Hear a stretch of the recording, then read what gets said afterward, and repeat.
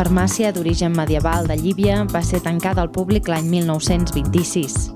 A la dècada dels 60 es va obrir com a museu i ara fa 6 anys l'Ajuntament va decidir tancar-la per redactar un projecte museogràfic molt més complet. Finalment, el 5 de maig ha tingut lloc la inauguració del Museu de la Farmàcia de Llívia. Jo crec que avui el primer que representa és un orgull, perquè tornem a veure les peces que fa 6 anys que no podíem veure a la farmàcia, més les altres peces que no havien estat mostrades. El llibre Ferrat, molta gent de Llívia no l'havia pogut veure i ara tothom el podrà veure sempre que voldrà. És un orgull poder mostrar. El cost de l'entrada serà de 3 euros i amb la visita es podrà conèixer la història d'una de les farmàcies més antigues d'Europa. També es podrà visualitzar com era antigament la farmàcia i els productes i materials que s'hi utilitzaven, entre els quals destaquen una col·lecció de caixes renaixentistes amb retrats de sants i personatges, recipients del segle XVI i XVIII i un prestatge barroc tallat per en Josep Sunyer.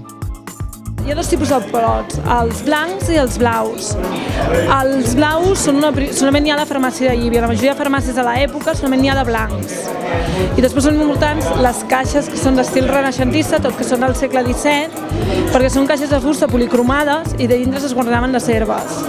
I és molt raro trobar-la en una farmàcia, normalment solament hi havia pots. Llavors fan un gran tresor perquè són 2 peces singulars, els pots blaus i les caixes. El nou museu pretén donar una empenta al motor econòmic del municipi i oferir atractius turístics durant tot l'any. Hem de ser un motor perquè ens torni a pujar la gent per veure la farmàcia.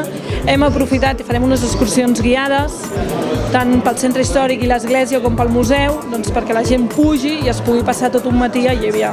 A partir d'ara es podrà tornar a veure una exposició que presenta moltes novetats i que ens mostra la història de la farmàcia Esteve de Llívia des d'una perspectiva fins ara molt poc explorada.